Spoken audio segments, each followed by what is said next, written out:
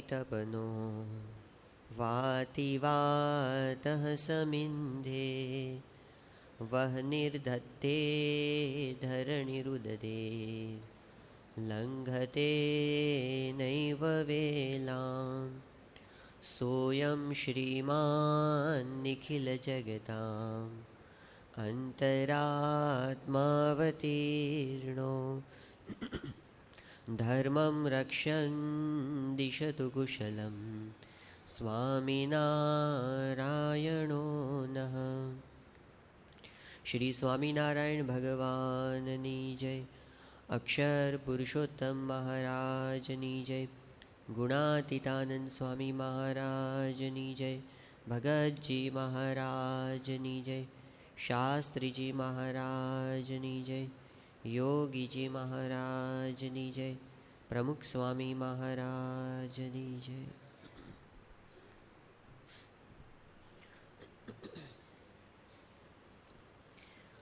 परम पूज्य स्वामीश्रीए साची प्रगतिनी जे व्याख्या करी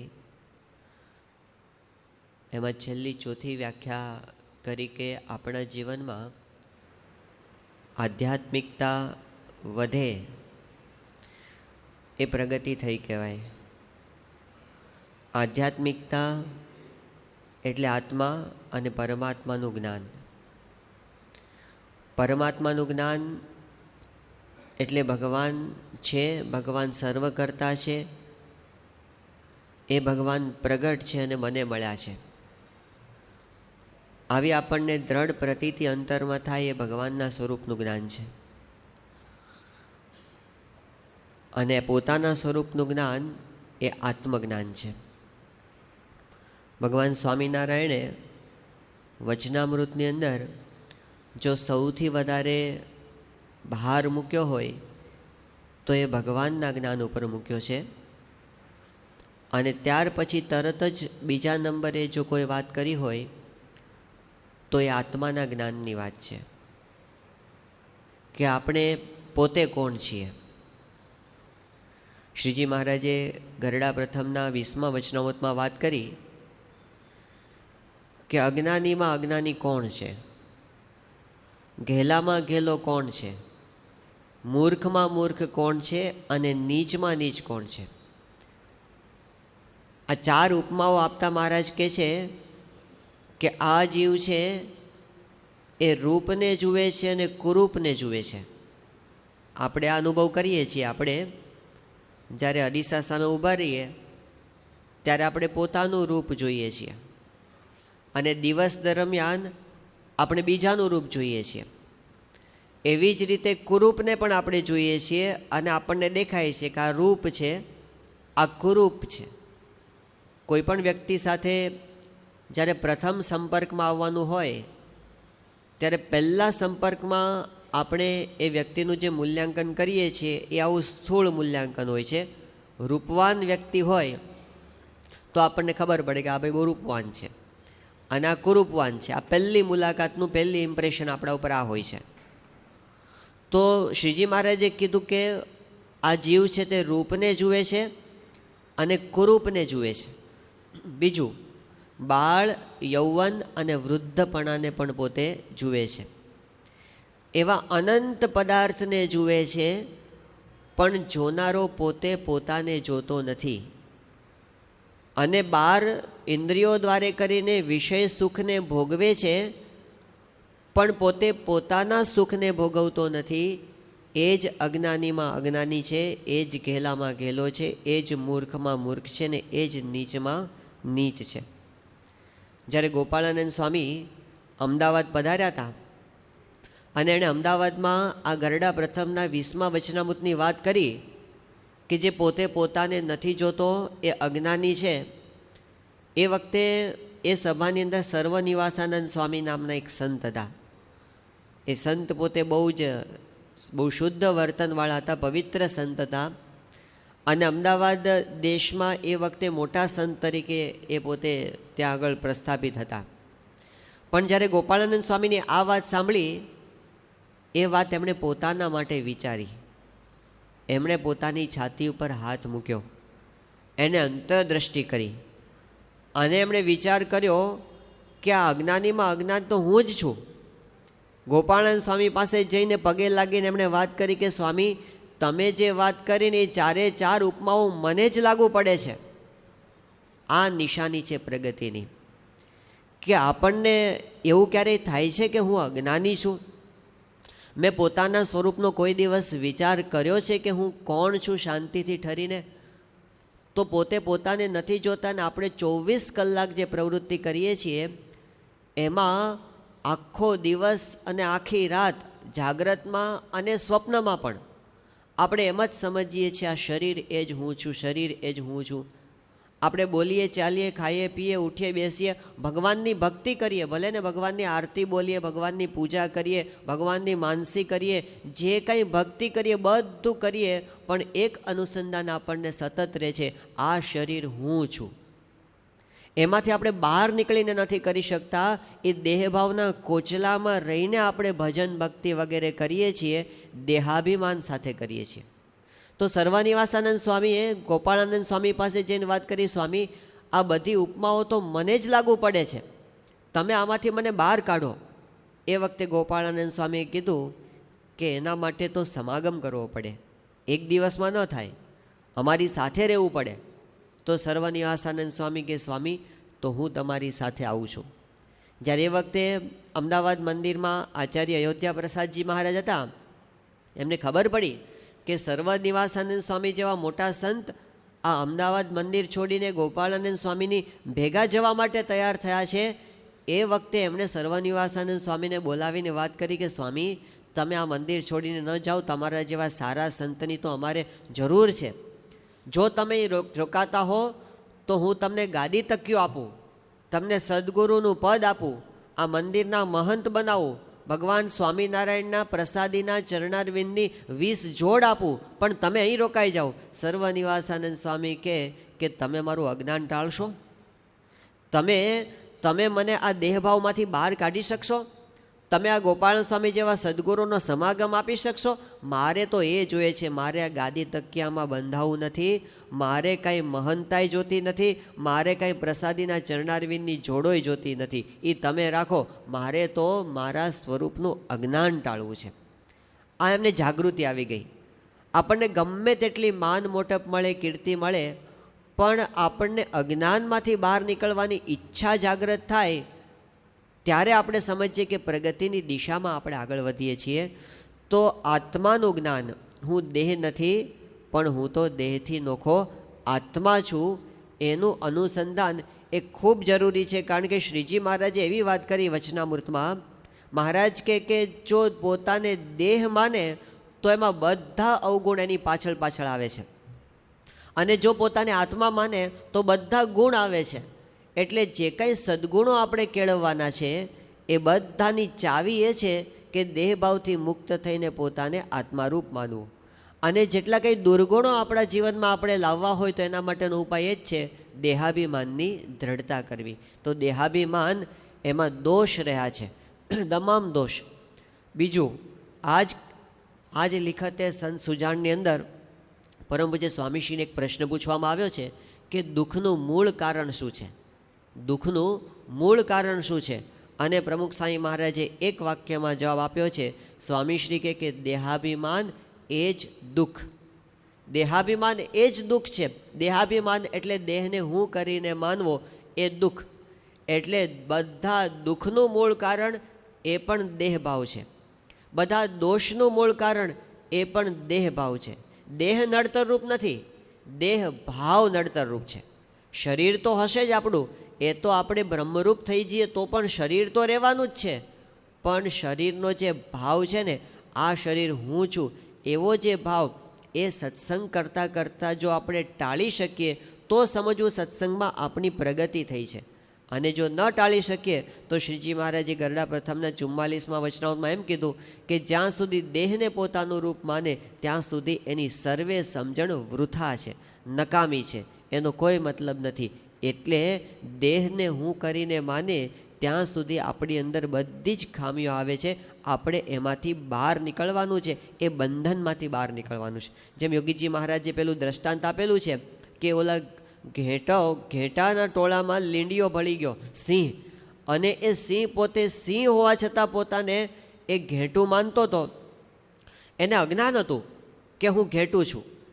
તો પેલો જે જંગલનો સાચો સિંહ આવ્યો, એણે એના પરિચય આપ્યો કે ભાઈ તું ઘેટું નથી, તું તો સિંહ છે. જ્યારે એ સ્વરૂપનું જ્ઞાન થયું ત્યારે એને ખબર પડી કે હું સાવ નમાલો થઈને ફરતો હતો, આ પેલા ઘેટા મને લાફો મારી જતા હતા. એને જ્ઞાન થયું ને, એ બંધનમાંથી પોતે બહાર આવી ગયો. તો અજ્ઞાન એક એવું બંધન છે કે આપણે આત્મા હોવા છતાં આખી જિંદગી આપણને દેહ રૂપે વર્તાવ્યા કરે. આખી જિંદગી આપણને ભૂલાડી દે કે હું આત્મા છું, અને આપણે દેહભાવમાં ને દેહભાવમાં જિંદગી આખી પૂરી કરી નાખીએ. એમાંથી અનેક પ્રશ્નો, જે કાંઈ આપણા વ્યક્તિગત પ્રશ્નો છે ને, એનું મૂળ પણ આ દેહભાવમાં છે.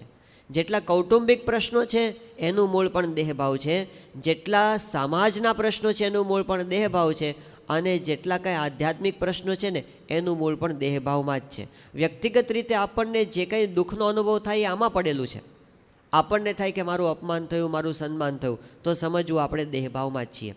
આપણને અત્યારના જમાનામાં ખાસ કરીને વિદ્યાર્થી અવસ્થામાં ને યુવક અવસ્થામાં એમાં એક બહુ જ મોટો પ્રશ્ન નડતો હોય તો એ છે લઘુતા ગ્રંથિનો પ્રશ્ન, કે મને કંઈ ફાવે નહીં, મારાથી આ ન થઈ શકે, અને મારામાં કાંઈ નથી, એવું જે આપણને મનાઈ જાય છે ને, લઘુતા ગ્રંથિ, મારાથી આ નહીં થાય, એનું મૂળ પણ દેહભાવ છે. પણ આપણને જ્યારે સમજાય કે આપણે આત્મા છીએ ત્યારે આપણી શક્તિ અંદરથી બહાર આવે છે ખરી અંદર, પણ દેહભાવને લીધે આપણે એ શક્તિને વાપરી શકતા નથી, અને કોચલામાં ને કોચલામાં આપણે બંધાયેલા રહીએ છીએ. તો એમાંથી બહાર આવવાની વાત. ત્યાં અમારે સારંગપુર લાઇબ્રેરીમાં એક પુસ્તક છે, અને પુસ્તકનું શીર્ષક છે 100% અમેરિકન. એમાં બધા સ્ટેટિસ્ટિક્સ આપેલા છે, 1%, 2%, 3%, 4% એવું ટાઇટલ હોય, અને એની નીચે એના આંકડાઓ આપેલા હોય કે આટલી વસ્તુ 1% થાય છે, ને આટલી વસ્તુ 2% છે, ને આટલી વસ્તુ 4% છે. એમાં એક શીર્ષક એવું, એક આંકડાકીય માહિતી એવી છે કે 94% અમેરિકન પુરુષો એવા છે, 94%, 94% અમેરિકન જેન્ટ્સ એવા છે કે જે લોકોને પોતાના દેખાવથી અસંતોષ છે. મારો દેખાવ બરાબર નથી.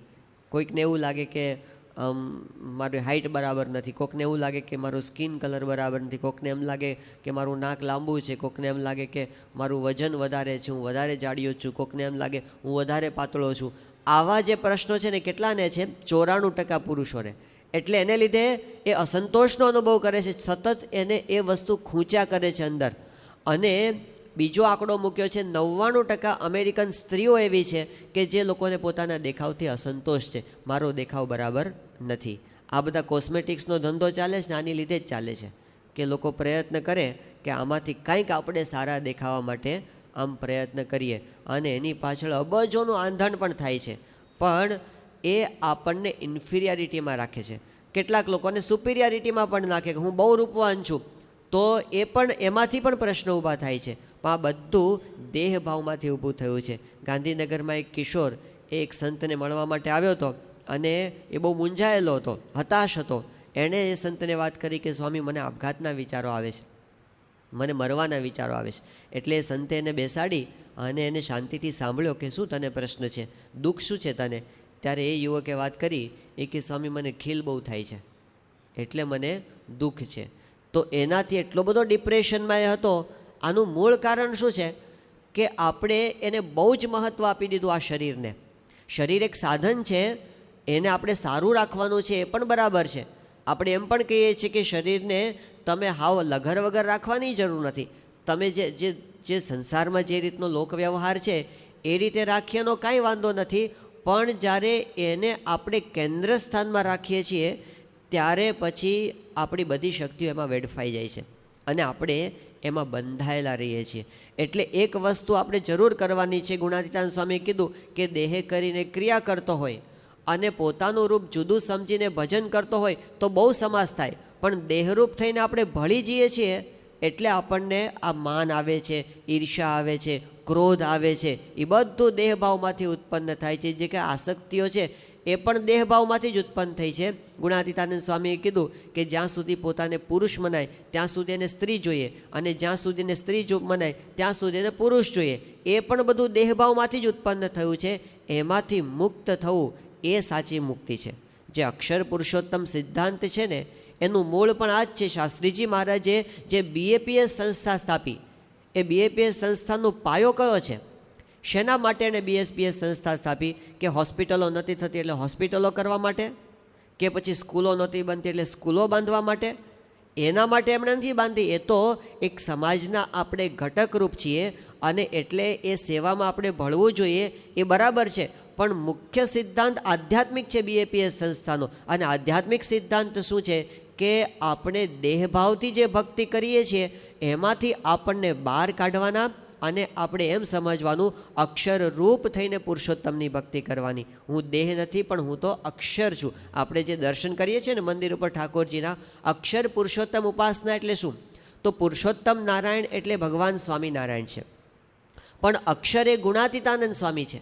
એ ગુણાતીતાનંદ સ્વામી જેવા થઈ અને પુરુષોત્તમની ઉપાસના કરવી એટલે અત્યંત શુદ્ધ થઈને ભગવાનની ઉપાસના કરવી, એ અક્ષર પુરુષોત્તમ ઉપાસના છે. શ્રીમદ ભગવદ્ ગીતાની અંદર શ્રી કૃષ્ણ ભગવાને કીધું કે ભગવાનની ભક્તિનો અધિકાર કોને પ્રાપ્ત થાય છે? તો બ્રહ્મભૂત પ્રસન્નાત્મા ન શોચતી ન કાંક્ષતી સમઃ સર્વેષુ ભૂતેષુ મદભક્તિમ લભતે પરામ. ભગવાન કહે છે કે પરાભક્તિ કોને પ્રાપ્ત થાય છે? કોણ એનો અધિકારી બને છે? તો જે બ્રહ્મરૂપ થયો છે એ પરબ્રહ્મની ભક્તિનો સાચો અધિકાર પ્રાપ્ત કરે છે. તો સાચો અધિકાર, ખરેખરી ભક્તિ જે આપણે કરવી છે, ભગવાનને અખંડ ધારણ કરવા છે, એવી જે ભક્તિ આપણે કરવી છે, એવી ભક્તિ માટે આપણે બ્રહ્મરૂપ થવાનું છે. તો આપણે બધા જે BAPSમાં આવ્યા છીએ અને બેસીએ છીએ એનો અર્થ એ સમજવાનું, આપણું લક્ષ્ય એ છે કે સ્વામિનારાયણ હરે સ્વામીએ વાત કરી છે, આપણો જન્મ બે વાત સિદ્ધ કરવા સારું થયો છે. એક તો અક્ષરરૂપ થવું અને બીજું પુરુષોત્તમમાં જોડાવું. આ આપણું ચરમ લક્ષ્ય છે. આ આપણી પ્રગતિનું અંતિમ નિશાન છે. આપણે પહોંચવું છે અક્ષરરૂપ થવા સુધી. બસ એ ત્યાં સુધી આપણે પહોંચ્યા તો સમજવું કે પ્રગતિ આપણી થઈ. એ દિશામાં આપણે હોઈએ તો સમજવું પ્રગતિ થઈ, એને ભૂલી ગયા તો સમજવું આપણી દિશા બદલાઈ ગઈ. એક વખત બ્રહ્માનંદ સ્વામી અને મુક્તાનંદ સ્વામી, આ બંને સંતો એ પોતે અભ્યાસ કરતા હતા કંઈ સંસ્કૃતનો, અને એ વખતે ત્યાં આગળ સ્વામિનારાયણ ભગવાન પોતે પધાર્યા. હવે આ બંને સંતો મહાન સંતો કહેવાય. મુક્તાનંદ સ્વામી એ સત્સંગની માં કહેવાય. મુક્તાનંદ સ્વામી એ તીવ્ર વૈરાગ્યવાન કહેવાય. મુક્તાનંદ સ્વામી એટલે ખપની મૂર્તિ કહેવાય. મુક્તાનંદ સ્વામી એટલે નમ્રતાની, સાધુતાની મૂર્તિ કહેવાય. સહનશીલતાની મૂર્તિ કહેવાય. મુક્તાનંદ સ્વામી એટલે ભક્તિની મૂર્તિ કહેવાય. અને મુક્તાનંદ સ્વામી એટલે અનંત કળાઓના પણ નિધિ કહેવાય. સારામાં સારા સંગીતકાર, કવિ અને નૃત્યકાર, આ બધું મુક્તાનંદ સ્વામીની અંદર હતું. એવા મુક્તાનંદ સ્વામી શ્રીજી મહારાજ કરતાં 23 વર્ષે મોટા છે અને સત્સંગમાં મહારાજ એને પોતે ગુરુ તરીકે પોતે આગળ કરે છે. એવા મુક્તાનંદ સ્વામી બેઠા છે. એની બાજુમાં બ્રહ્માનંદ સ્વામી બેઠા છે. એ પણ સામાન્ય નથી. બ્રહ્માનંદ સ્વામી તો રાજ સમૃદ્ધિનો ત્યાગ કરીને આવ્યા છે. રાજ સમૃદ્ધિ, એટલી બધી એમની પાસે સંપત્તિ હતી, એટલા બધા માન સન્માન હતા, અને સાથે એમની આવડત એવી, એમની કળા એવી, શીઘ્ર કવિત્વ શક્તિ. બ્રહ્માનંદ સ્વામીએ જે સવૈયા બનાવ્યા છે, જે છંદ બનાવ્યા છે, આજ સુધી એના પેગણામાં પગ ઘાલી શકે એવો કોઈ થયો નથી, એવું કવિ કાગબાપુ કહેતા. તો એવા હોશિયાર એ બ્રહ્માનંદ સ્વામી, અને મહારાજ પ્રત્યે પાછી ભક્તિ પણ એવી. આ બંને સંતો ત્યાં આગળ બેઠા છે અને શ્રીજી મહારાજ ત્યાં જઈને પૂછે છે કે સંતો, તમે બધા ગામડે ફરીને આવ્યા તો દેશમાં બધે સત્સંગ કેવો થયો છે એની વાત કરો. એટલે એ સંતોએ ખુશ થઈને કીધું કે મહારાજ, સત્સંગ તો બહુ જ વધી ગયો છે. જ્યાં જોઈએ ત્યાં આગળ કેટલું બધું આ શ્રાવણ માસની પારાયણમાં બધા 1000-1500 હરિભક્તો ભેગા થાય, અને જ્યાં જે ત્યાં આ શતાબ્દી મહોત્સવ થયો તો એની અંદર આમ 2.5-3 લાખ હરિભક્તો આવે. એટલે મહારાજ, સત્સંગ તો બધે બહુ વધ્યો છે. તો મહારાજે એ કીધું, બીજો પ્રશ્ન પૂછ્યો કે તમે સત્સંગી કેવા થયા છો?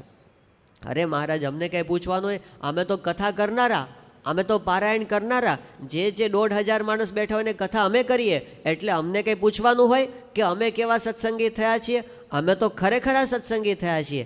તો મહારાજ કે તમે તો હજી ગુણ બુદ્ધિવાળા સત્સંગી થયા છો. ગુણ બુદ્ધિવાળા એટલે હજી તો તમે કેજીની અંદર છો. તમે તો હજી ગુણ બુદ્ધિવાળા સત્સંગી થયા છો. અમારા ખરેખરા સત્સંગી તો આ પર્વતભાઈ અને ગોરધનભાઈ છે. પર્વતભાઈ એક ખેડૂત હરિભક્ત છે ગોરધનભાઈ એક વણિક વેપારી છે માંગરોળના, અને મહારાજ એક ગૃહસ્થને એવું કહે છે કે તમારા કરતાં તો એ મોટા છે અને એ ખરેખર આ સત્સંગી છે, તમે તો હજી ગુણ બુદ્ધાવાળા સત્સંગી છો. કારણ કે એ પર્વતભાઈ અને એ ગોરધનભાઈ અમારી મૂર્તિને ત્રણેય અવસ્થામાં અખંડ દેખે છે. આવી જ્યારે વાત કરી ત્યારે મુક્તાનંદ સ્વામીએ વાત કરી કે મહારાજ એવા સત્સંગી કેમ થવાય, કેવી રીતે એવા સત્સંગી થવાય? તો શ્રીજી મહારાજે કીધું એવા સત્સંગી થવા માટે ત્યાગી થવું કે ગૃહસ્થાશ્રમમાં રહેવું એવું કંઈ જરૂરી નથી. પણ જરૂરી શું છે, તમે જે આશ્રમમાં છો એમાં રહીને સાધના કરી શકો તમે.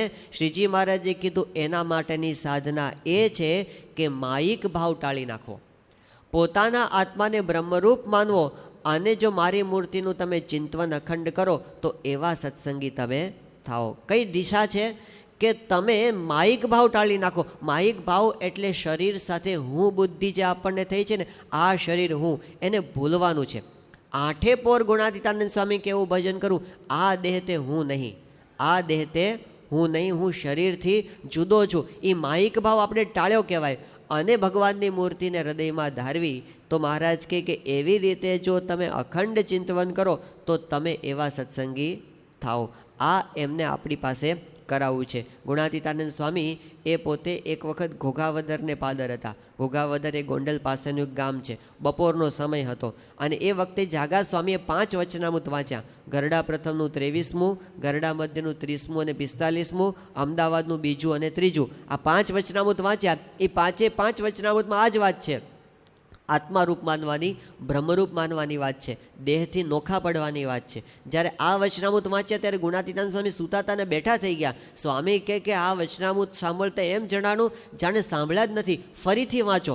અને ફરીથી વાંચ્યા ત્યારે ગુણાતીતાનંદ સ્વામી કહે આ વચનામૃત સાંભળતા એમ જણાનું છે આ પ્રમાણે વર્ત્યા વિના છૂટકો નથી.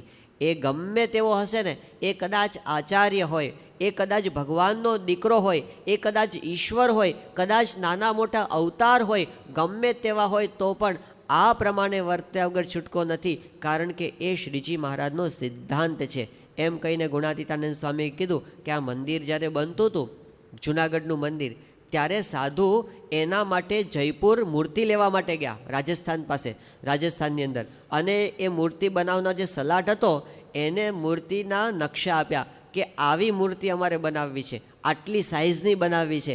એ વખતે પેલો જે સલાટ હતો એણે કીધું કે તમે આવી ભવ્ય મૂર્તિ લેવા માટે આવ્યા છો, પણ લાખો રૂપિયાનું મંદિર હોય ત્યારે આવી મૂર્તિ શોભે, એવીને આવી મૂર્તિ શોભે નહીં. તો તમારી પાસે એટલું મોટું મંદિર છે કે એમાં આ મૂર્તિ તમે પધરાવવાના છો? એ વખતે સંતોએ કીધું કે હા, મંદિર પ્રમાણે જ અમે મૂર્તિ લેવા માટે આવ્યા છીએ. આ દ્રષ્ટાંત આપીને સ્વામી ગુણાતીતાનંદ સ્વામી કહે છે કે આપણે પણ મૂર્તિ તો છે આપણી પાસે, ભગવાન તો છે, એ ભગવાન આપણને સત્પુરુષ દ્વારા મળ્યા પણ છે, મૂર્તિ તો છે, પણ મંદિર વિના પધરાવશો ક્યાં? પધરાવવા માટે મંદિર તો જોઈશે ને. એમ આપણે આપણા હૃદયનું મંદિર તૈયાર કરવું પડશે. હૃદયનું મંદિર તૈયાર થશે તો એમાં ભગવાન બિરાજમાન થવાના છે. એ હૃદયનું મંદિર તૈયાર કરવાની રીત એટલે પોતાના સ્વરૂપનું જ્ઞાન.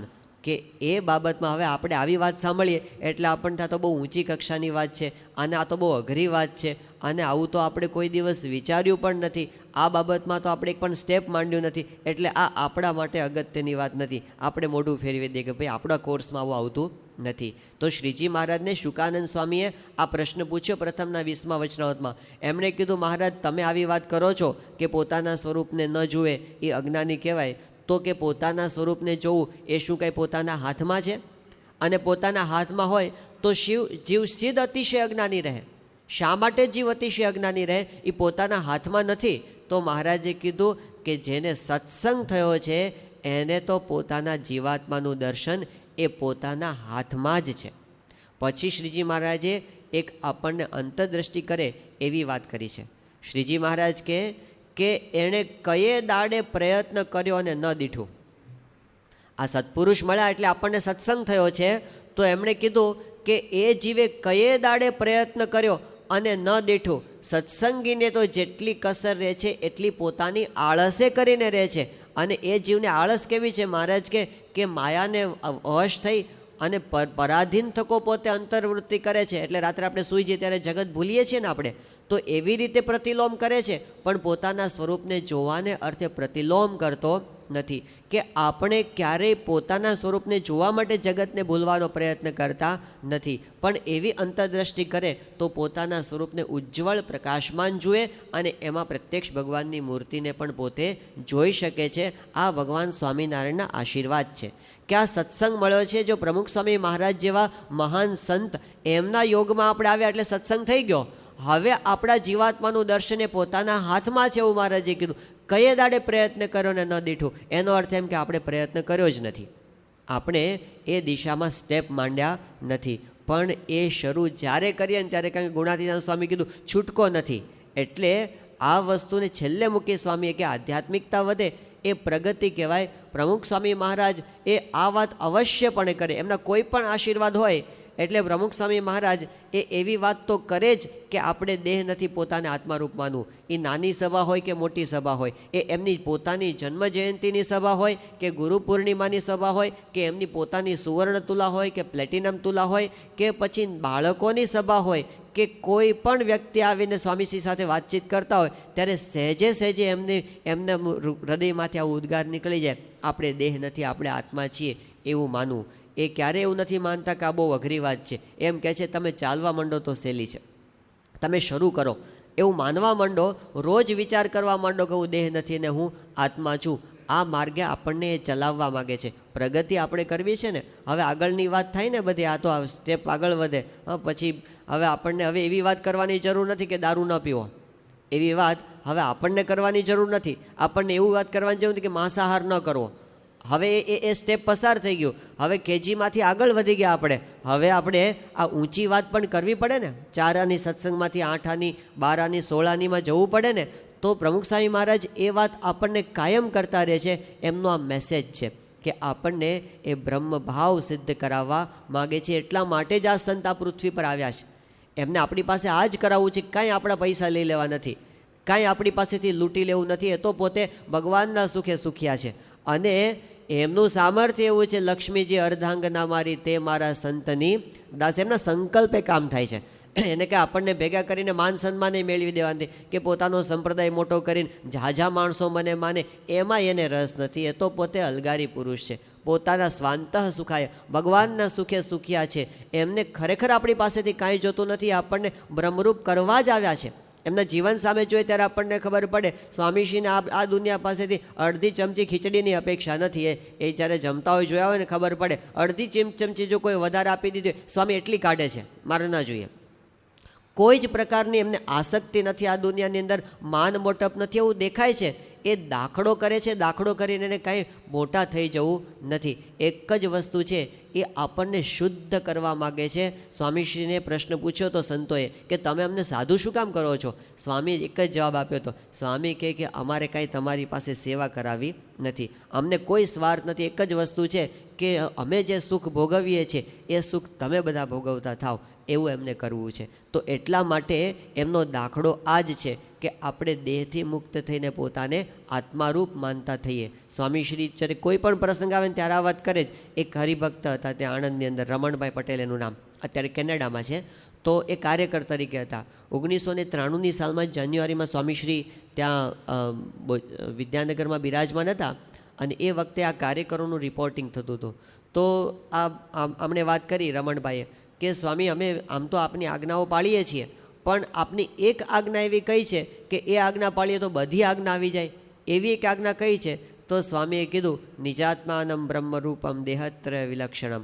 આ શિક્ષાપત્રીનો 116મો શ્લોક પ્રમુખ સ્વામી મહારાજ બોલ્યા અને કીધું આ એક આજ્ઞા પાળો તો બધી આજ્ઞા પાળવાથી જેવો રાજીપો થાય એવો એક આજ્ઞા પાળવાથી થઈ જાય. આ આજ્ઞા આંતરિક આજ્ઞા છે, બહાર નહીં.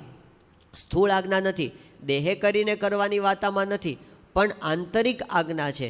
કે જેવી રીતે આપણને એવી આજ્ઞા કરે છે કે તમે દારૂ ન પીવો, જેવી રીતે આપણને એવી આજ્ઞા કરે છે કે માંસ ન ખાવું, જેવી રીતે આપણને એવી આજ્ઞા કરે છે કે હિંસા ન કરવી, જેવી રીતે એવી આજ્ઞા કરે છે કે રોજ ભગવાનની પૂજા કરવી, એવી રીતે પ્રમુખ સ્વામી મહારાજ કહે છે કે બધી આજ્ઞાઓ છે એવી એક આ અંદરની આજ્ઞા છે. અંદરની આજ્ઞા કઈ?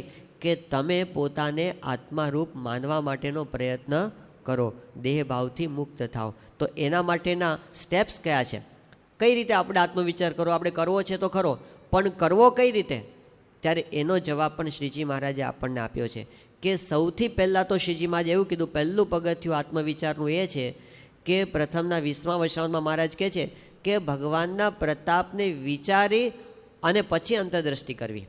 સીધે સીધો આત્મવિચાર કરવા ન બેસી જવું, પણ જ્યારે આપણે આત્માનો વિચાર કરીએ ને ત્યારે એની પહેલાંનું પગથિયું છે ભગવાનનો મહિમા વિચારવો. ભગવાનનો મહિમા વિચારશું, ભગવાનનો પ્રતાપ વિચારશું તો આત્મદર્શનમાં આપણો પ્રવેશ થયો છે. નહીંતર ભગવાન સ્વામિનારાયણ એવું કહે છે કે કોઈ 100 વર્ષ સુધી આમ આત્મા છું બોલ બોલ કરે કે વિચાર કરે ને તો પણ જેમ 100 વર્ષ સુધી આકાશને ચાટે તો એમાંથી ખારો કે ખાટો સ્વાદ ન આવે, એવી રીતે ભગવાનની ઉપાસના અને ધ્યાન વિના કોઈ પોતાની મેળે આત્મવિચાર કરે એને કાંઈ સુખ ના આવે, એને કોઈ પ્રાપ્તિ ન થાય, આત્મવિચાર સ્થિર થાય નહીં. એટલે એમણે એક વખત આપણને એ શીખવાડી કે જ્યારે આત્મવિચાર કરવા બેસીએ ત્યારે પહેલાં તો ભગવાનના મહિમાનો વિચાર કરવો. એ મહિમાનો વિચાર કયો? હમણાં આપણે 2 દિવસથી જોતા હતા એ કે વિચાર, વિશ્વાસ અને વિચાર. એ વિચાર, વિશ્વાસ વિચારમાં શું આવે છે?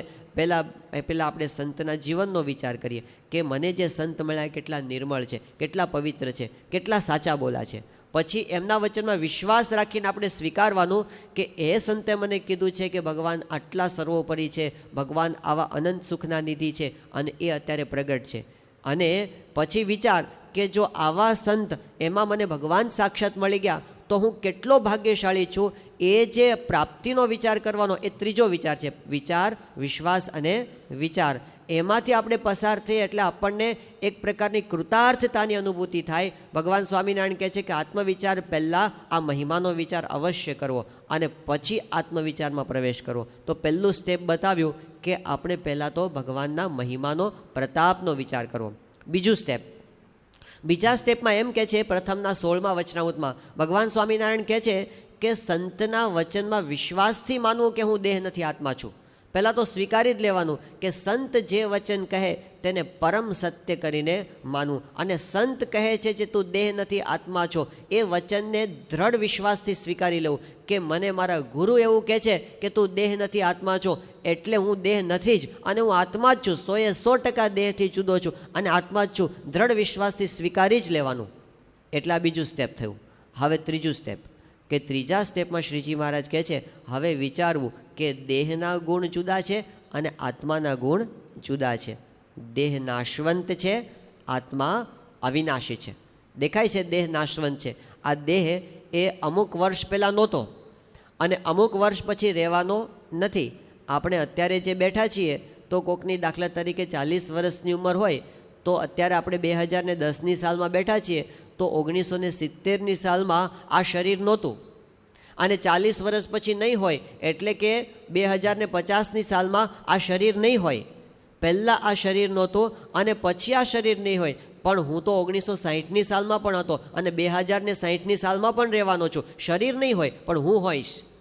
શરીર નાશવંત છે, હું તો અવિનાશી છું. પહેલાં પણ હતો અને પછી પણ રહેવાનો છું. વિજ્ઞાન આપણને કહે છે કે આ શરીર તો કેવું છે, આ શરીરની તમે આગળ જાઓ તમે રિવર્સમાં જાઓ તો છેલ્લે શું આવશે? વિજ્ઞાન આપણને એવું કહે છે કે એક માતાનો કોષ અને એક પિતાનો કોષ બે ભેગા થઈને એમાંથી આ શરીર થયું.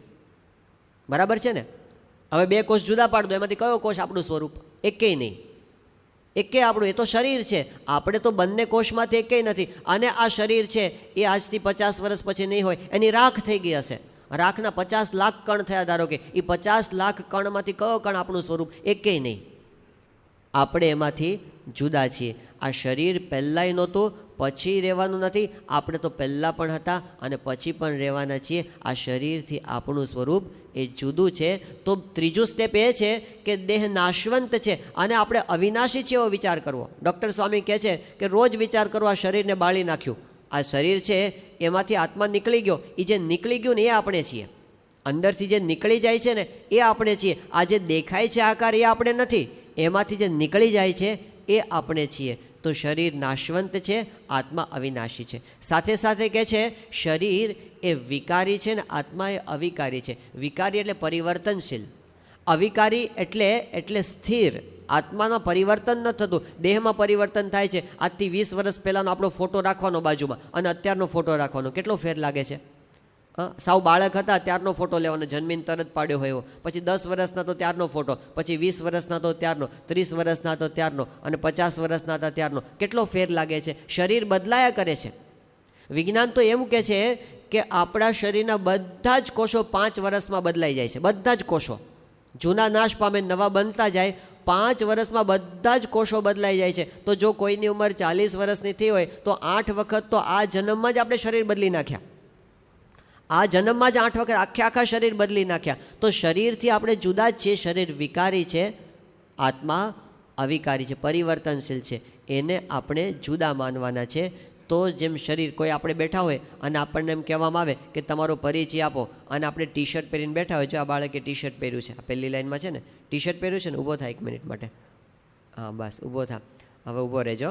હવે આને એમ પૂછવામાં આવે કે તારો પરિચય આપ, તો એમ કે હું એક ટી શર્ટ છું. એ પોતે પોતાનો પરિચય આપે છે કે હું એક ટી શર્ટ છું અને મારો સફેદ કલર છે અને એની ઉપર બ્લુ રંગની એક ડિઝાઇન કરેલી છે, અને મારો જન્મ છે ને આજથી 5 વર્ષ પહેલાં વલસાડની પાસે એક ફેક્ટરીમાં થયો હતો અને 2 વર્ષ પછી હું ફાટી જવાનો છું. એ કોનો પરિચય થયો? એ બેનો પોતાનો પરિચય છે, એ ટી શર્ટનો પરિચય છે. તમે અહીં આવ્યા હો અને આમ ગાડી લઈને આવ્યો, મોટર બાઇક લઈને, અને પછી તમને પૂછવામાં આવે કે તમારો પરિચય શું છે? તમે કહો હું હીરો હોન્ડા છું, હું હીરો હોન્ડા છું, અને દિલ્હીની પાસે ગુડગાંવને એક ફેક્ટરીમાં મારો જન્મ થયો હતો, અને મારી ઉંમર 3.5 વર્ષની છે, અને હું 90 કિલોમીટરની સ્પીડે દોડું છું, અને હું પેટ્રોલ પીઉં છું, અને ક્યારેક ક્યારેક હું બગડી જાઉં છું. કોણ છે? એ તો બાઇક છે. આપણે ક્યાં છીએ? બાઇક ઉપર આપણે બેઠા એટલે આપણે બાઇક બની જતા નથી, કે ટી શર્ટ આપણે પહેરવા એટલે આપણે ટી શર્ટ બની જતા નથી. ટી શર્ટ જુદું જ છે ને આપણે જુદા છીએ. એમાં શરીર એક ટી શર્ટ છે, આપણે એને પહેરવાવાળા છીએ. આ શરીર એક બાઇક છે, આપણે એને ચલાવવાવાળા છીએ. આ શરીર એક મકાન છે, આપણે એમાં રહેવાવાળા છીએ. શરીરથી આપણે જુદા જ છીએ. આ વિચારને 3જા સ્ટેપ પર મૂક્યો છે કે આપણે વિચાર કરવો કે આ દેહ હું નથી, દેહથી નોખો જ છું. દેહ નાશવંત છે, દુઃખરૂપ છે, વિકારી છે. આત્મા અવિનાશી છે, અનંત છે, સુખદાયક છે, અને એ પોતે સ્થિર છે. તો 3જું સ્ટેપ આવ્યું કે દેહના અને આત્માના જુદા ગુણો વિચારવા. 4થું સ્ટેપ હવે બહુ મહત્ત્વનું આવે છે. એ અક્ષર પુરુષોત્તમ ઉપાસનામાં એકદમ સિદ્ધાંતિક સ્થાને છે કે આપણે માન્યું તો ખરું દેહથી નોખો તે હું છું આત્મા. હવે એ આત્માની અક્ષર બ્રહ્મ સાથે એકાત્મતા કરવાની. એટલે શું? કે હું દેહથી નોખો આત્મા તો છું, પણ હું અક્ષર છું, હું બ્રહ્મ છું. એટલે કે ગુણાતીતાનંદ સ્વામી એ મારું સ્વરૂપ છે, હું ભગવાનનું ધામ છું, એવું સમજવાનું. હું ગુણાતીતાનંદ સ્વામી છું, ભગતજી મહારાજ છું, શાસ્ત્રીજી મહારાજ છું, યોગીજી મહારાજ છું, પ્રમુખ સ્વામી મહારાજ છું. આવા જે અક્ષર બ્રહ્મ સંત છે, એ સંત જ મારું સ્વરૂપ છે. એની સાથે એકાત્મ ભાવ કેળવવો, આ અક્ષર પુરુષોત્તમ ઉપાસના છે. ભગવાનના ધામ રૂપ આપણે પોતાને માનવાનું. શ્રીજી મહારાજે આ વાત કરી છે. સત્સંગ છે ને આપણને શું આપે છે, આના ઉપરથી આપણને ખ્યાલ આવે કે આપણી દ્રષ્ટિને કેટલી વિશાળ કરે છે. આપણે સાવ નાના હતા, 6-8 મહિનાના, અને એ વખતે આપણા હાથમાં પેલું પેનનું ઢાંકણું હોય, આમ પેનનું તૂટી ગયેલી પેનનું એક ઢાંકણું, અને એ આપણા હાથમાં હોય, અને પછી એ ઢાંકણું રમવામાં આપણને એવા એની અંદર આપણે તલ્લીન થઈ ગયા હોઈએ કે એ ઢાંકણું જો આપણી પાસેથી કોઈ ખેંચી લે તો આપણને એમ લાગે આપણી બધી સંપત્તિ કોઈક લૂંટી ગયું, એવું આપણને લાગે. એટલું બધું આપણને ઢાંકણાનું મહત્ત્વ હતું. પણ પછી આપણે થોડાક મોટા થઈએ, 5-7 વર્ષના, પછી આપણની દ્રષ્ટિ વિશાળ થાય. પછી તૂટેલા ઢાંકણામાં આપણને બહુ રુચિ રહે નહીં. પછી પેલા ચાવીવાળા રમકડા જોઈએ. ચાવીવાળા રમકડામાં આપણને બહુ મહત્તા સમજાય, પહેલાંની બહુ મહત્તા સમજાય નહીં. પણ પછી આપણે 10-15 વર્ષના થઈએ પછી ચાવીવાળા રમકડાય ન જોઈએ. પછી તો આપણે સાચી સાયકલ જોઈએ. પેલી રમકડાની આપણને ગમે નહીં, આપણી દ્રષ્ટિ વિશાળ થઈ. પણ પછી આપણે મોટા થઈને કોલેજમાં ભણવા આવીએ, સાયકલોથી ચાલતી હશે, હવે તો સ્પ્લેન્ડર જોઈએ ને, હવે તો પેલું પલ્સર જોઈએ ને, એવું આમ વટ પડે એવું બાઇક જોઈએ તો આપણો વટ પડે. પણ હજી થોડાક મોટા થઈએ અને જરાક થરીને ઠામ થઈ અને જરા સંસારમાં આપણે વ્યવહાર કરતા થઈએ, પછી બાઇક શું, હવે તો મોટર કાર જોઈએ. અને મોટર એટલે સામાન્ય નહીં, મારુતિ ફ્રન્ટી બંટી નહીં, મર્સિડીઝ જોઈએ. વિશાળ દ્રષ્ટિથી જેમ જેમ આપણે વધારે ને વધારે આગળ વધતા જઈએ, દ્રષ્ટિ વિશાળ થતી જાય છે. પણ આ સંસારમાં આપણે બહુ જ મોટા થઈએ તો કેટલા થઈએ કે વોરેન બફેટ જેટલા મોટા થઈ જાય, કે બિલ ગેટ્સ કે વોરેન બફેટ જેટલી આપણી સંપત્તિ થઈ જાય તો આપણે શું માની શકીએ આ દુનિયામાં જેટલી સંપત્તિ છે ત્યાં સુધી આપણી વિશાળ દ્રષ્ટિ થાય. પણ સત્સંગ આપણી દ્રષ્ટિ ક્યાં સુધી પહોંચાડે છે? તો શ્રીજી મહારાજના શબ્દોને ધ્યાનથી સાંભળજો. મહારાજ લોયાના 12મા વચનામૃતમાં એમ કહે છે કે અષ્ટ આવરણે યુક્ત એવા જે કોટી કોટી બ્રહ્માંડ, આજે બ્રહ્માંડની વાત કરીએ, પૃથ્વીની નહીં, 14 લોકનું બ્રહ્માંડ, એવા કરોડો બ્રહ્માંડ એ અક્ષરના એક રૂવાડામાં અણુની પેઠે ઉડતા ફરે છે. એક રૂવાડામાં અનંત બ્રહ્માંડો ઉડતા ફરે છે. એવું જે અક્ષરધામ એ રૂપે તો આપણે પોતે માનવાનું છે કે એ તો પોતાનું સ્વરૂપ છે.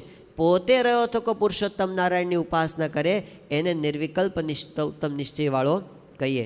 તો અહીં આપણને સત્સંગ દ્રષ્ટિ પહોંચાડે. પછી નાની નાની બાબતમાં આપણને શું આમ લાગી આવે. ગુણાતીતાન સ્વામી કે અક્ષરની દ્રષ્ટિને જે પામે આખા બ્રહ્માંડનો પ્રલય થાય તોય થડકો ન થાય. અહીં સુધી આપણને આ સત્સંગ પહોંચાડે છે. આપણે જે ક્લાસમાં બેઠા છીએ ને એ PhDનો ક્લાસ છે, આ સામાન્ય ક્લાસ નથી. આધ્યાત્મિક રીતે આ અક્ષર પુરુષોત્તમ ઉપાસના આપણને આ સમજાવવા માગે છે. એટલે પછીનું સ્ટેપ એ છે કે આપણે પોતે માનવું કે હું દેહ નથી, આત્મા છું. પણ આત્મા છું એટલે શું? અક્ષર બ્રહ્મ છું, ભગવાનનું ધામ છું, સ્વામી મારું સ્વરૂપ છે એવું માનવાનું. પછીનું સ્ટેપ એ આવે છે કે પોતાને અક્ષરની સાથે એકતા કરી. પણ 5મું પગથિયું એ મારા આત્મામાં ભગવાન સાક્ષાત બિરાજમાન છે, અત્યારે બિરાજમાન છે, આ સેકન્ડે બિરાજમાન છે. જે અનંત સુખના નિધિ છે ને એ ભગવાન મારાથી અણુમાત્ર છેટે નથી, અત્યારે એ ભગવાન મારી સાથે જ છે, મારા આત્મામાં બિરાજમાન છે. પછી આપણને કંગાલપણું શેનું રહે? આપણે ક્યાં ગરીબ છીએ, ક્યાં ભગવાન દૂર છે આપણાથી? તો આત્મારૂપ માનીને એમાં ભગવાનને પધરાવવા, એમાં પુરુષોત્તમ નારાયણ બિરાજમાન છે એવું અનુસંધાન કેળવવું. અને પછી શું કરવું? પછી એને વારંવાર યાદ કરવું. પાછું એક વખત નહીં પણ વારંવાર એ મનન પછી નિધિધ્યાસ કરવાનો.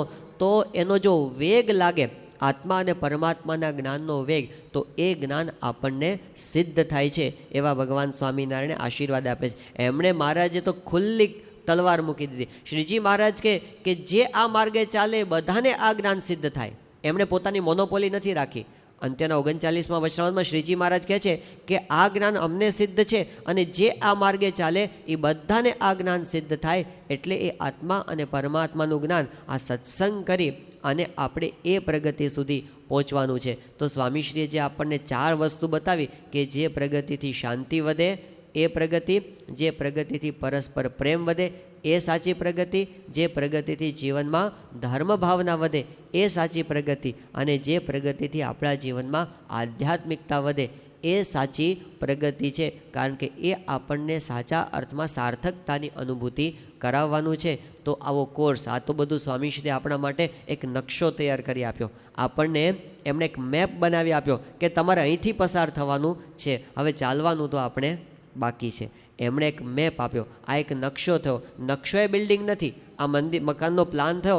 પ્લાન એ મકાન નથી, પણ પ્લાન તૈયાર થયો તો આપણને ખ્યાલ આવ્યો કે કઈ ઈંટ ક્યાં મૂકવાની છે. એટલો ખ્યાલ તો આપણને આવે છે. તો સત્સંગ કરતાં કરતાં આપણે આ દિશા પકડવાની છે, તો એ આપણા નજરમાં રહે. આમ તો અત્યારે કોઠારી સ્વામી પોતે બોલવાના છે, પણ છતાં પહેલે દિવસે એમણે યાદ કરાવ્યું હતું, એ ફરી વખત હું યાદ કરાવી દઉં. કારણ કે કદાચ બોલવાના જ હશે, પણ મને આ વાત મારી નજરમાં નહોતી. પણ જ્યારે આ વાત શરૂ કરીને કે આપની દ્રષ્ટિએ સાચી પ્રગતિ શું, ત્યારે કોઠારી સ્વામીએ મને એક પ્રસંગ યાદ દેવડાવ્યો કે 1986ની સાલમાં પ્રમુખ સ્વામી મહારાજ સારંગપુરમાં હતા. અને એ વખતે સંતોએ પ્રમુખ સ્વામી મહારાજને કેટલાક પ્રશ્નો પૂછ્યા હતા. પ્રશ્નોત્તરીનો કાર્યક્રમ હતો. અને એ પ્રશ્નોત્તરીના કાર્યક્રમમાં એમણે સંતોએ પ્રશ્ન પૂછ્યો પ્રમુખ સ્વામી મહારાજને કે તમે જે પ્રગતિ કરી છે, આમ તો તમે અનાદિ સિદ્ધ પુરુષ છો, પણ આ દુનિયાની રીતે તમે દેખાય છે કે એક ચાણસદ ગામમાં એક શાંતિલાલ નામના એક બાળક જન્મ્યા અને આજે વિશ્વ વંદનીય પુરુષ તરીકે આપ આખી દુનિયાની અંદર લોકોના હૃદયમાં સ્થાન પ્રાપ્ત કરી શક્યા છો. તો આપની આ જે પ્રગતિ અમને દેખાય છે કાર્યની રીતે, આપણે જે પ્રગતિ કરી છે, અથવા તો આપણે જે મહાનતા બહાર અભિવ્યક્ત થતી આજ જોઈ શકાય છે, એ પ્રગતિનું રહસ્ય શું છે આ લોકની રીતે જોઈએ તો એ વખતે પ્રમુખ સ્વામી મહારાજે કીધું, એક પોતાના બહુ સૈદ્ધાંતિક વાક્યમાં સ્વામી બોલ્યા હતા, સ્વામી કે આ દુનિયામાં જેની જેની પ્રગતિ થઈ છે ને એ ગુરુની કૃપાથી જ થઈ છે, ગુરુ કૃપા વિના કોઈની પ્રગતિ થઈ નથી. તો સ્વામી કે અમારી પ્રગતિનું પણ રહસ્ય એ જ છે કે અમને શાસ્ત્રીજી મહારાજ જેવા ગુરુ મળ્યા અને યોગીજી મહારાજ જેવા ગુરુ મળ્યા, અને એ ગુરુના વચન પ્રમાણે અમે જીવતા ગયા એટલે બધી પ્રગતિ થઈ ગઈ. આ બધું આવી જાય છે એની અંદર. જ્યારે આપણે આ ગુરુની અંદર જોડાઈ જઈએ અને કેમ કરવા માંડીએ ને, સીધો રસ્તો છે, આપણને ક્યાંય ડાયવર્ટ નહીં થવા દે, આ રસ્તા ઉપર જ લઈ જશે. પણ આપણને નકશો તો બનાવી આપ્યો, હવે એક એક પગથિયું લેતા લેતા એમને પૂછીને આપણે ભરવાનું છે. આ પગથિયું તમારી આજ્ઞા પ્રમાણે છે, આ તમને ગમશે, આ હું રુચિ બહાર છું કે આપની રુચિ પ્રમાણે છું. એમને જો નજર સમક્ષ રાખી અને એમને રાજી કરવા માટે આપણે ચાલ્યા કરશું ને, તો સંસારમાંય પ્રગતિ થશે, ધંધામાં નોકરીમાં પ્રગતિ થશે, કૌટુંબિક સંબંધોની અંદર પ્રગતિ થશે અને આધ્યાત્મિક માર્ગે પણ આપણી સાચી પ્રગતિ થશે. એ રસ્તો સ્વામીશ્રી આપણને બતાવી દીધો છે. તો આપણે મહારાજના ચરણોમાં, બાપાના ચરણોમાં એવી પ્રાર્થના કરીએ, અમારે ખૂબ આગળ વધવું છે. તમારે જ્યાં સુધી અમને લઈ જવા છે ને એટલા આગળ અમારે વધવું છે. અમારે બેસી રહેવું નથી, સતત પ્રગતિ કરવી છે, ક્ષણે ક્ષણે પ્રગતિ કરવી છે. તો એવી પ્રગતિ અમે કરી શકીએ એવી અમારા પર કૃપા દ્રષ્ટિ કરજો. શ્રી સ્વામિનારાયણ ભગવાનની